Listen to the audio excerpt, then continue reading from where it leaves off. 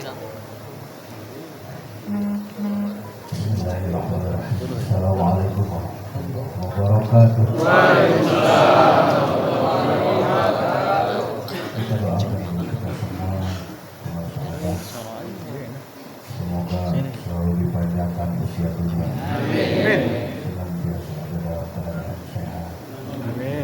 Selalu dapat karomah dan barokah untuk kita semua. Al-Fatihah. Bismillahirrahmanirrahim.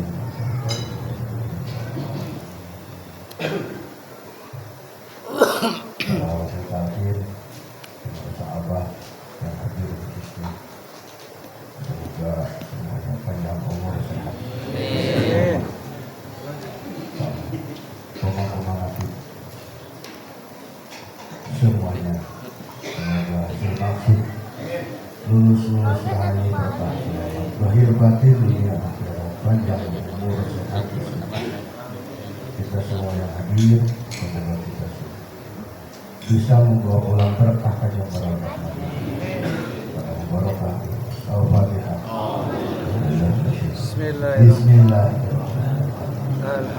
Ar-Rahmanir-Rahim.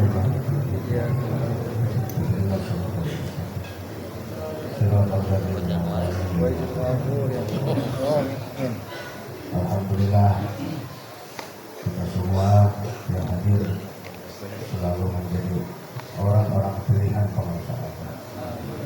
Dihadirkan, dikuatkan, dilangkahkan ke tempat mana kita ini. Alhamdulillah.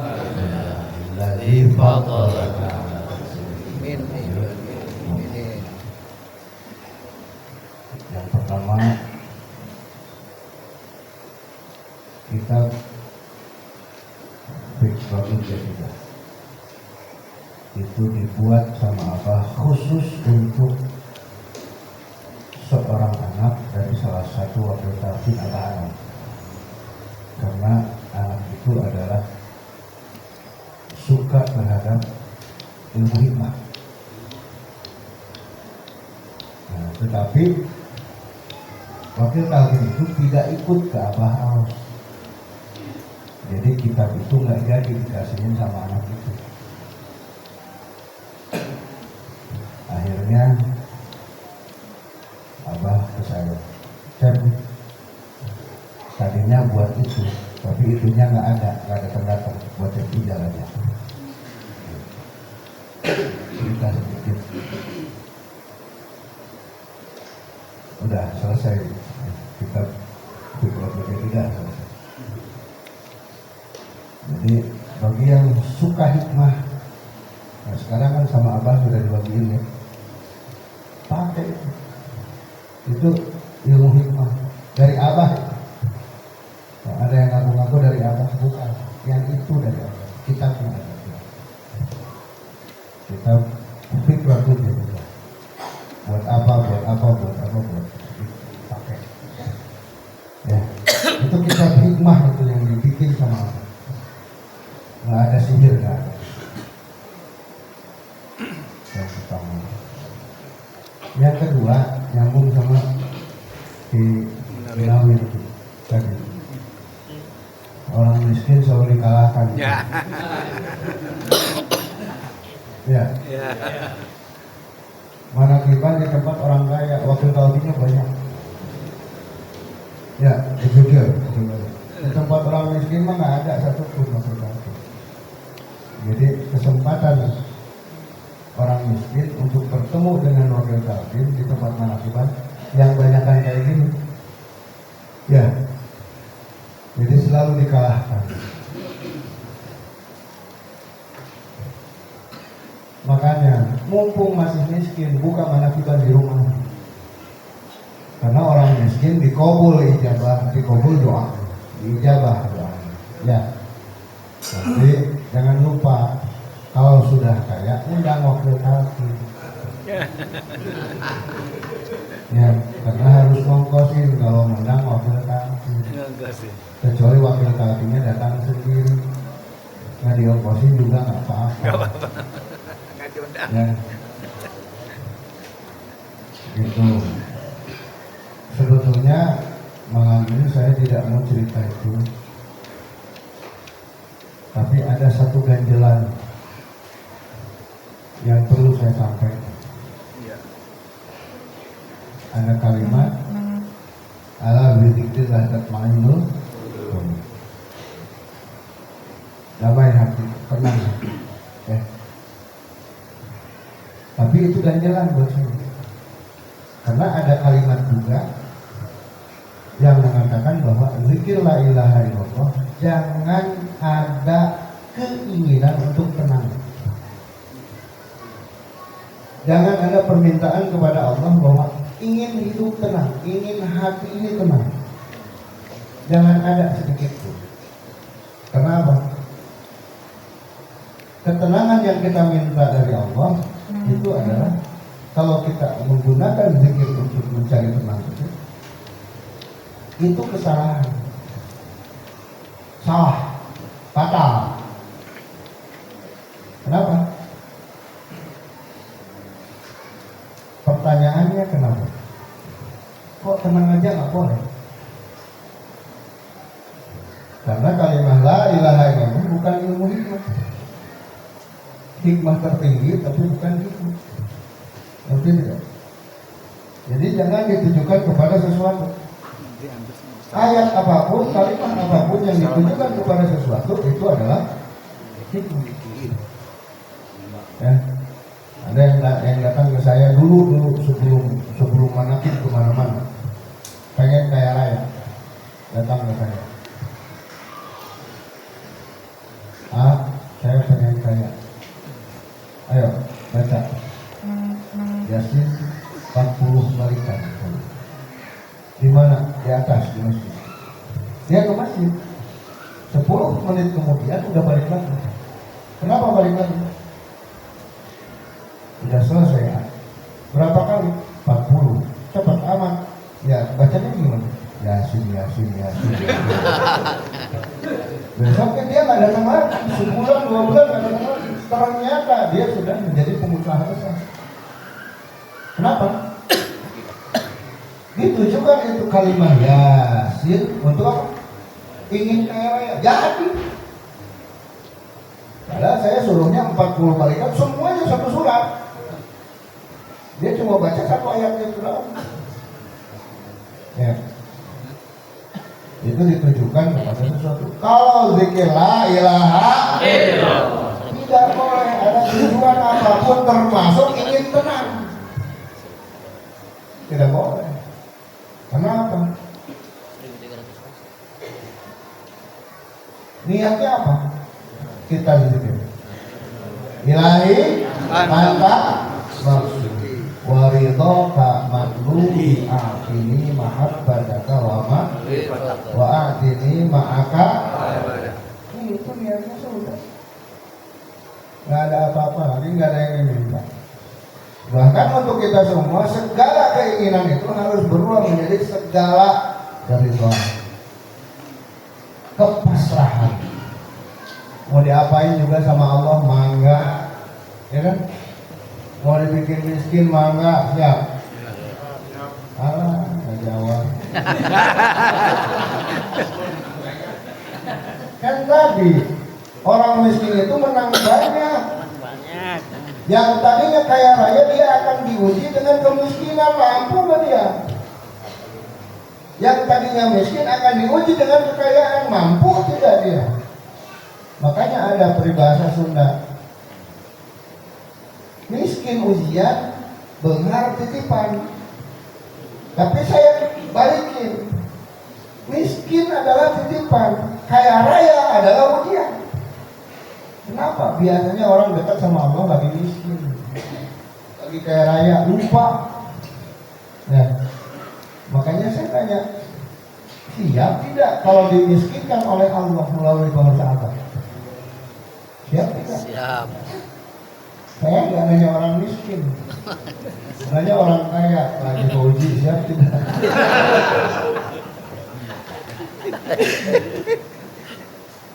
Tadi kan masih.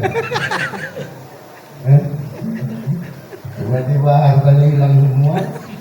Penghasilan cuma 200.000 sebulan, masih ada itu penghasilan. Itu ujiannya seperti itu.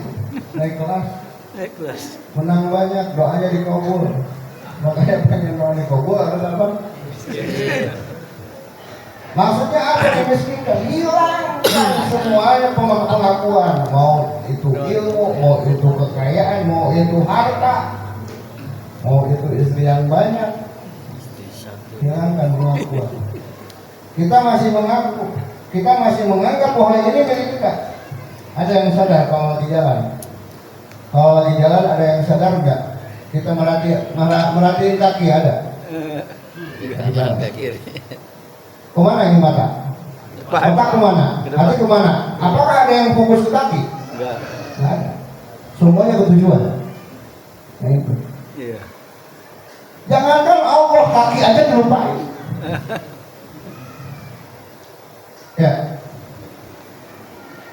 Yang diaku di situ apa? Tujuan. Tapi yang menjadi kendaraan untuk sampai tujuan itu dilupakan tidak? Dilupakan? Dilupakan. Banyak di antara kita yang masih tidak sadar bahwa ini loh titipan dari Allah. Kenapa dilupakan? Tetapi ketika terlihat, oh ini kaki saya. Ketika kakinya ada prestasi, oh kaki saya ini. Gitu. Coba bayangkan, kalau di telapak kaki kita ada balon. Ada yang kembung, balon, seperti balon. Tapi nempel di kaki. Jalannya gini. Begitu sempurna Allah memberikan kepada kita semua. Ya, alat, fasilitas, kendaraan untuk kita berpindah tempat. Kaki aja dulu. Jangan dulu kaki deh. Ya. Apa? Bulu mata. Bulu mata tujuannya buat apa? Melindungi mata. Alis untuk apa alis? Saya tukang keringetan. Buat apa? Nahan air. Bukan aksesoris ini, awas. Ada tujuannya. Dan keringat. Keringat, nahan keringat supaya tidak kena mata. Ini disaring di sini, disaring lagi sama bulu mata. Nggak nyampe kena mata. Ini ibu-ibu malah dicukur. Akhirnya kena angin, alisnya kemana-mana kata ibu namanya. Ini ada tujuannya bu.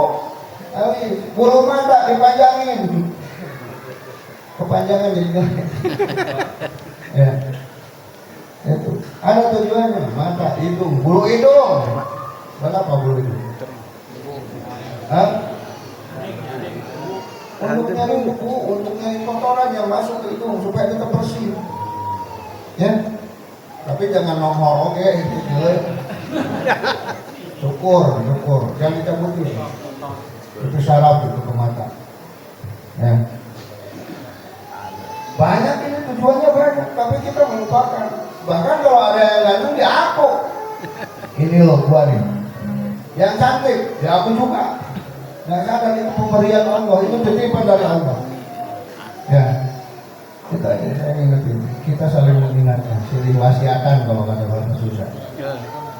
Saling mengingatkan. Itu rambut ada tujuannya, semuanya ada tujuannya. Kita jangan lupakan itu semua. Itu milik Allah yang dititipkan kepada kita. Makanya kita tidak memilikinya, suatu saat akan ditinggalkan oleh apa? Oleh roh kita akan ditinggalkan. Ya. Makanya kita ini betul-betul akan dimiskinkan. Ya. Bajunya berapa juta tadinya? Diganti dengan kain putih. Berapa per meter? Berapa? 12.000. 12.000. 25.000. Ada yang lebih mahal lagi itu kain kafan. Yang dari sutra ada yang pakai nggak? Nggak ada. Sayang. Ya. Buat baju. Mobilnya apa? Apa? Tadi ngomong-ngomong apa tadi? Ganti tuh, sama kantil tuh, sama keranda. Dimiskinkan. Yang tadinya gelang, kalung segala macam, dipakai, dibuka semuanya. Mandi juga nggak mampu sendiri, dimandiin. Masya Allah. Ini miskin kan. Makanya siap-siap dari sekarang. Ya, walaupun kata pengusaha Abah, tukang manakiban panjang umur. Amin. Kalau di rumah manakibannya, buka manakiban di rumah, keluarkan duit buat manakiban, itu panjang umur. Amin. Kalau cuma datang ke tempat manakiban orang mah tuh di amplop orang pendek umur. Soalnya apa, diambil sama orang yang ngasih umurnya. Ya. Jadi harus buka manakiban di rumah, awas. Yang belum buka manakiban di rumah. Siap. Itu rumah titipan, gimana kalau lagi tidur, ujung-ujung bocor itu. Tiba-tiba bocor. Hujan enggak tapi bocor. Waduh. Allah berhak melakukan itu. Ya. Iya. Syukuri ini rumah pengen dipakai ibadah. Ada. Nggak mau buka manakiban di rumah karena ada orang yang ngomong kalau manakiban di rumah sudah nggak ngetren lagi. Itu orang gila itu. Ya, karena bekas pengersa Abah itu adalah manakiban di rumah-rumah. 2005 baru masuk ke masjid-masjid negara. Awalnya di mana? Di rumah-rumah. Kok tahu? Ya saya ikut dari kecil di Ciputat sama Abah. Iya. Ayo jalan-jalan di Jakarta, kirim kantor. Tahunya ke Ciputat, ke rumahnya Parena. Manakiban. Manakiban. Di rumah. Itu lagi kecil. Kemudian gede dikit di mana? Di Pasugiharto. Di mana lagi? Itu di bawah-bawah manakiban. Tahu di rumah-rumah.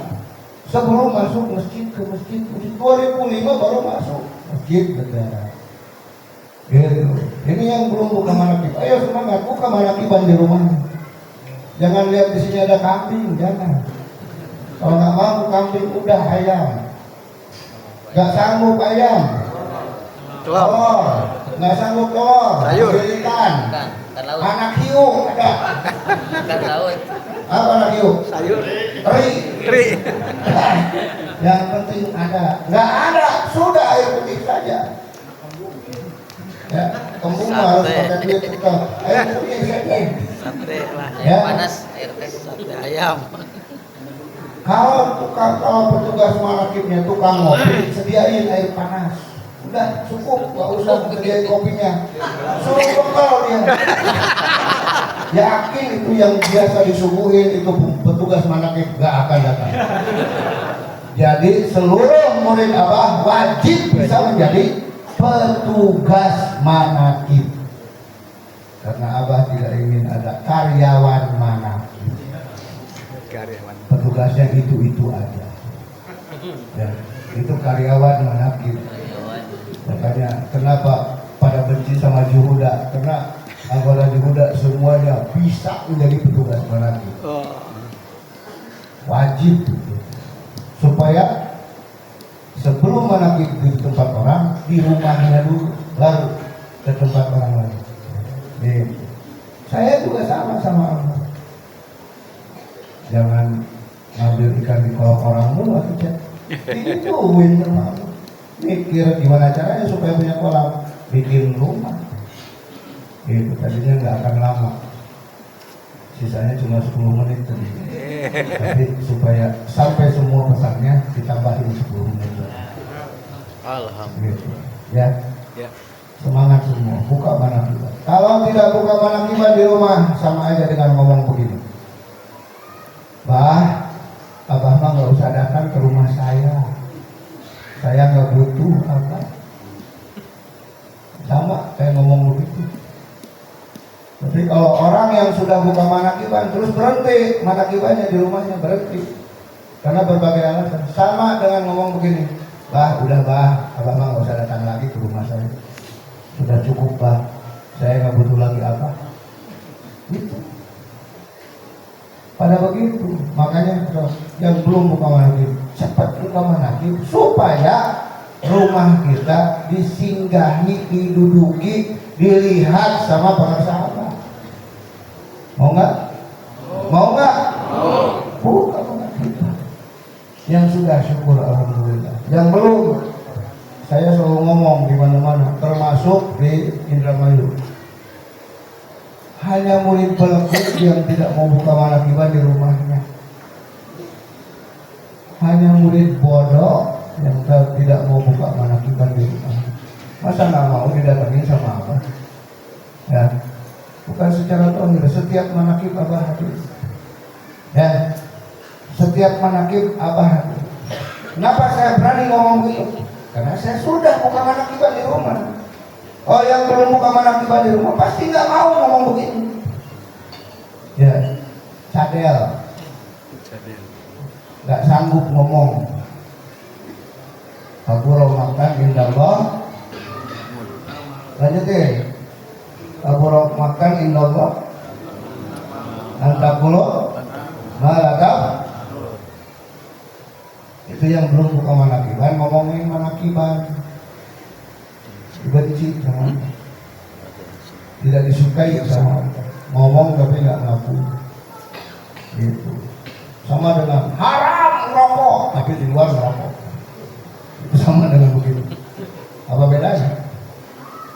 Gak boleh tiktokan. Akun tiktoknya banyak dia. Ya, kalau Abah berhak ngomong, nggak boleh tiktokan, nggak boleh merokok, medsos, apapun. Karena Abah tidak. Manakiban itu, karena Abah bukan manakiban itu. Manakiban masjid-masjid, karena Abah pelopor manakiban di masjid-masjid. Gitu. Jadilah pelopor, jadilah pemburu, jangan jadi serigala, jangan jadi penggila. Ya, singa itu berburu. Abah ingin murid-muridnya menjadi singa. Buka titik-titik manakib, bukan ikut nempel kepada titik manakib yang sudah jalan. Ya. Itu keinginan Abah. Singa itu berburu. Kalau serigala memakan kurban singa. Serigala itu tidak pernah berburu. Tapi bekas singa dimakan sama serigala. Sisa. Jadi kalau mau makan yang baru harus menjadi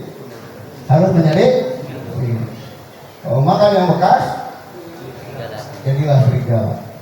Yang bekas-bekas aja. Istri janda. Kalau ada dapat perawan nggak ada. Ya. Itu juga perempuan dapatnya duda, nggak ada dapat bujangan. Jadilah sih. Semuanya buka manakiban di rumah. Saya nggak akan bosan, walaupun sampai saya dibenci, walaupun sampai saya dilarang datang lagi ke sini, saya tidak akan berhenti untuk mengkampanyekan manakiban di rumah-rumah. Ya, tidak akan berhenti, tidak akan bosan. Kenapa? Bekas tapak kaki penguasa Abah itu manakiban di rumah-rumah. Cek tahun 74 ke Abah Aos dari Abah Anom, 2020 dari Abah ke Cekidang. Kembangkan manakib, tempatkan kembali. Kita mau tidak usah lagi. Mereka juga tahu bahwa kita bisa lagi. Makanya kalau mau balik yang tidak kebagian bisik manakib, ada di saya. Ya, ada di Juhuda, banyak titik manakib yang belum ada membaliknya. Dia tinggal minta saja. Ada jadwal, ada. Ya, misalnya ada yang belum, yang menempel atau belum bisa membuka manakib, sok datang. Ada jadwal, ada. Kalau nggak ada pun bikin misalnya. Itu Juhuda, Jundun Budaya Al-Baqarah. Apa Jundun Budaya Al-Baqarah? Itu tuh kendaraan untuk mencapai pencipta kesucian jiwa. Siapapun yang ditalkin saat ini, dia langsung menjadi Jundun Budaya Al-Baqarah 13. Bukan logo yang ini, bukan yang ini Juhudanya, bukan. Yang mana? Siapa Juhuda 38? Abah Anom. Siapa Juhuda 38? Abah Anom. Benci sama Juhuda 38, benci terhadap surat Al-Baqarah ayat 38. Dan benci kepada juhuda sejati. Siapa? Abah Aus. Gitu. Makanya ada kemarin ada yang tadi pagi ada yang cerita. Ada yang jijik sama rompi juhuda. Ada yang jijik sama rompi juhuda. Orang Bekasi, Kabupaten Bekasi ya. Jadi menghina kayak tai. Itu lu pada pakai rompi itu kayak tai. Jijik gua. Seminggu kemudian dia sakit keras. Setelah sakit keras dibawain air manakiban, nggak mau gua diobatin sama lu. Nggak lama dari situ Lanjut. meninggal dunia. Kenapa? Rompi aja sakral. Lihat logonya di belakang. Itu apa yang korek-korek? Bintang kuning itu adalah Abah Aus. Kenapa yang dipilih bintang? Kata Abah Aus, itu bintangnya Abah Anom itu adalah Abah Aus. Dan bantainya adalah Mama Cituku. Gitu. Makanya dipilih logonya bintang. Bukan saya ngajakin supaya masuk juhuda. Berat, jangan. Ya, tugasnya satu membagi manakib, dua banyak yang benci. Jangan mau masuk juhuda tidak apa. Ya, berat. Biar aku aja. Soalnya apa? Banyak yang rontok, banyak yang berhenti dari juhuda. Kenapa? Sakit hati berhenti, sakit hati berhenti. Kalau mau masuk juhuda harus kuat hati. Gak ada yang namanya sakit hati. Ya, banyak yang nyikat, banyak yang ngikut. Siapa yang ngikutnya? Bukan orang sembarangan, kiai yang ngikutnya. Bukan orang sembarangan. Kalau sudah kuat begitu, ayo kita berjuang di juhuda. Buktinya ketua juhuda 38 DPD Kota Bekasi juga belum gerak sampai saat ini. Siapa? MC yang belum gerak sama sekali. Hanya nempel, belum ngerti. Padahal ditunjuk bang. Belum gerak. Apalagi suruh siap-siap disikut, nggak bisa. Ya. Sudah tentang juhuda, tentang zikir, tentang fikrotul jadidah, tentang orang miskin. Kita semua akan dimiskinkan. Makanya semua yang kita miliki sekarang sudah lepasin. Jangan digenggam terus, lepasin. Kita sudah menggenggam ridha Allah. Itu kekayaan kita. Itu kekayaan kita. Nggak ada kekayaan yang lain. Cuma itu saja, ridha Allah. Alhamdulillah. Berkah semuanya sudah. Al-Fatihah. Bismillah.